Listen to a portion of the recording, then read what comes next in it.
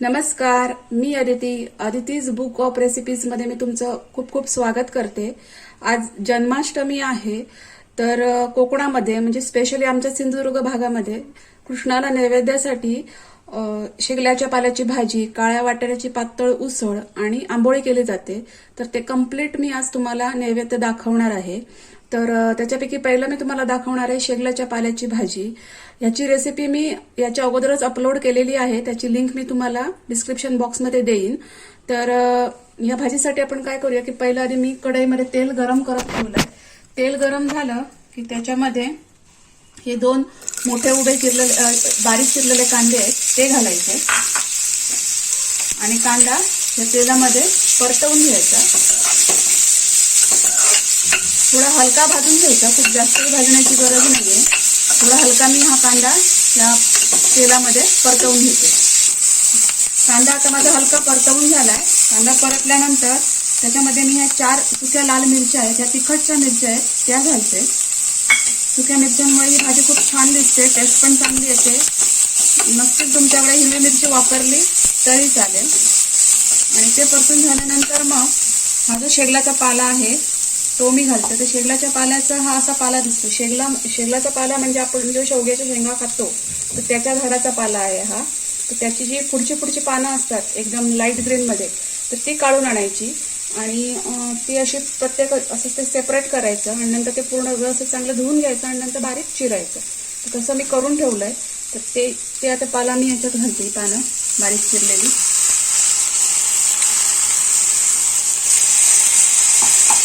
आणि एकदा कांद्यामध्ये हे मीठ मिक्स करून घेते।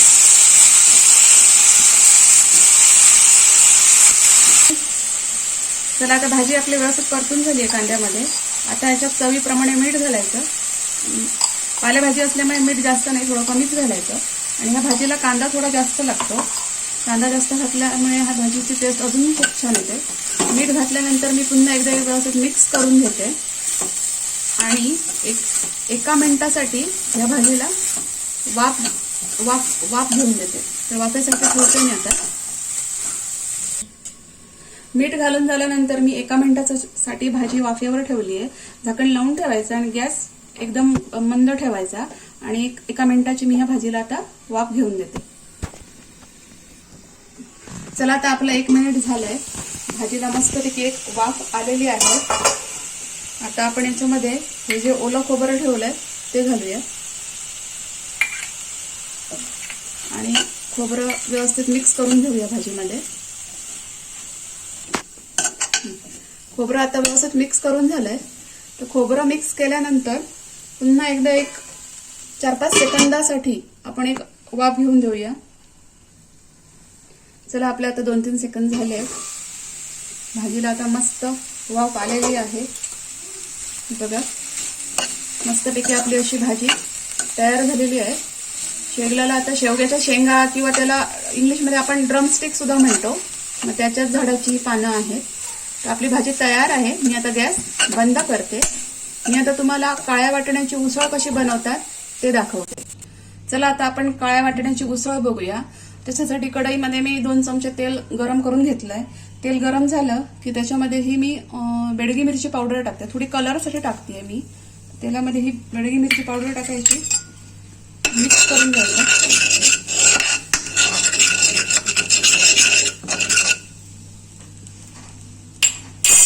आणि त्याच्यासोबत मी हा गॅस कमी ठेवायचा तेलामध्ये मसाले घालताना आणि नंतर मी हा मालवणी मसाला घालतेय। तुम्हाला कितपत तिखट पाहिजे त्या प्रमाणात मसाले घालायचे। तर हा मालवणी मसाला मी घातलाय।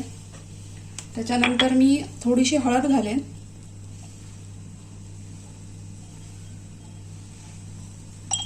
आणि हे तेलामध्ये मी मसाले व्यवस्थित मिक्स करून घेते। तेलात मसाले मिक्स केल्यानंतर लगेच आपण हे वाटण घालायचं। आता ह्या वाटणाची पण रेसिपी मी अपलोड केलेली आहे, त्याची लिंक मी तुम्हाला डिस्क्रिप्शन बॉक्समध्ये देईन। त्याच्यामध्ये ओलं खोबरं, कांदा, लसूण, थोडं आलं आणि हिरवी कोथिंबीर असं एकत्र भाजून ते वाटण तयार केलेलं असतं। ते वाटण गार झालं की मिक्सरमध्ये लावून घ्यायचं। उसळ करत असाल तर ते वाटण फार बारीक नाही लावायचं, थोडंसं जाडसरच ठेवलं पाहिजे। तर तसं मी हे वाटण करून घेतलंय. आता मी हे मसाल्यांमध्ये हे वाटण मिक्स करून घेते. चला आता हे वाटण मी मसाल्यांमध्ये व्यवस्थित मिक्स केलंय. आता याच्यामध्ये मी हे काळे वाटणे घालेन. तर काळे वाटणे काय करायचे तर हे स्वच्छ धुवून घ्यायचे आणि आदल्या रात्री भिजत ठेवायचे पाण्यामध्ये आणि दुसऱ्या दिवशी जेव्हा करायचे असतील तेव्हा मग ते कुकरला लावून घ्यायचे. तर तसं मी केलंय. ह्यांना मी आता कुकरला लावून घेतलंय आणि त्याच्यासोबत एक अर्धा कांदा पण चिरून टाकलाय आणि पाणी थोडं जास्त ठेवायचं आणि कुकरला शिट्ट्या पण जास्त द्यायच्या कारण काळा वाटाणा उकडण्यासाठी थोडा कठीण असतो. आणि थोडंसं मीठ पण घालायचं म्हणजे असे छान वाटाणे शिजून येतात. तर असे व्यवस्थित चांगले असे मस्तपैकी मी हे वाटाणे शिजवून घेतलेले आहेत. तर ते वाटाणे मी आता याच्यामध्ये ऍड करते.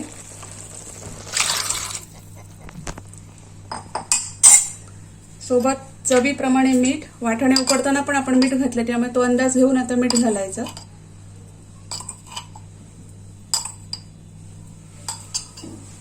आणि आता मी हे एकत्र करून घेते.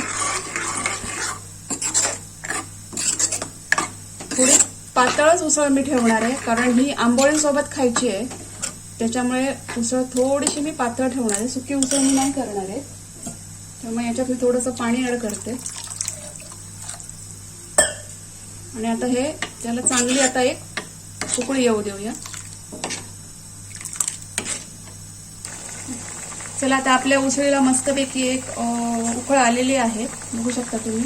आणि मस्तपैकी अशी आपली काळ्या वाटाण्याची उसळ तयार झालेली आहे.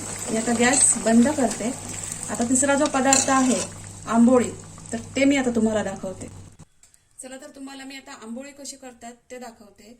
तर मी इथं आंबोळीसाठी हे पीठ घेतलंय. तर याची पण मी एक डिटेल रेसिपी तुम्हाला लवकरच शेअर करेन.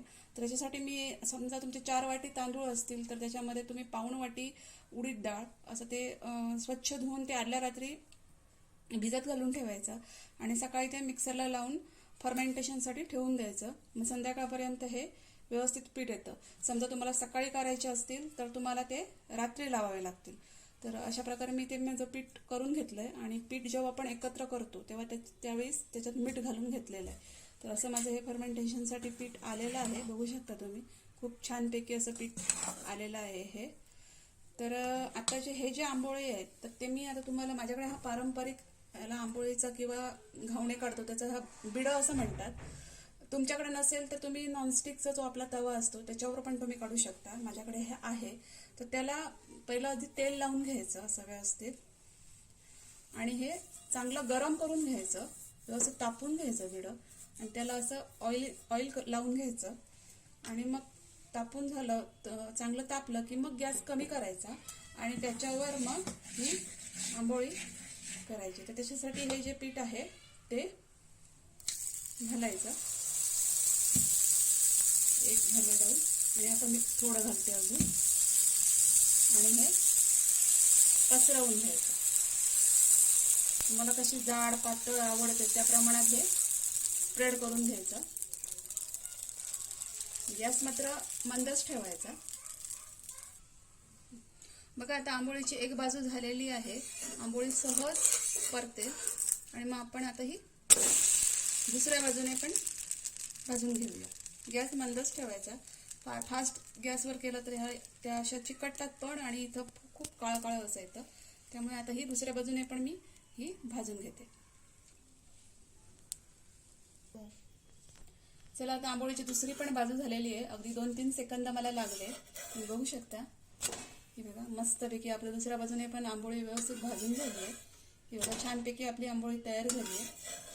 आता ही नैवेद्याला आंबोळी आपण ठेवतो तर त्याच्यामुळे मी हे पीठ हे करताना तांदळामध्ये मी मेथी किंवा चणा डाळ असं काहीच घातलेलं नाहीये. तरी बी आपण हे आंबोळी करताना मेथी चणा डाळ थोडंसं जिरं वगैरे घालतो. पण ही नैवेद्याला दाखवणार आहे म्हणजे त्याच्यामध्ये मी फक्त तांदूळ आणि उडीद डाळच वापरलेली आहे.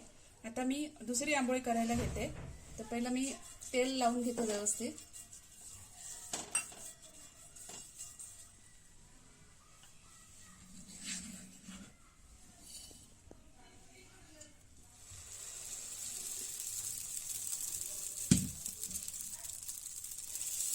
आणि आपल्याला हवी तेवढी आपण पातळ करून घ्यायची. आंबोळ्या शक्यतो पातळच खूप छान लागतात. थोडंसं असं मी पातळच करून घेते.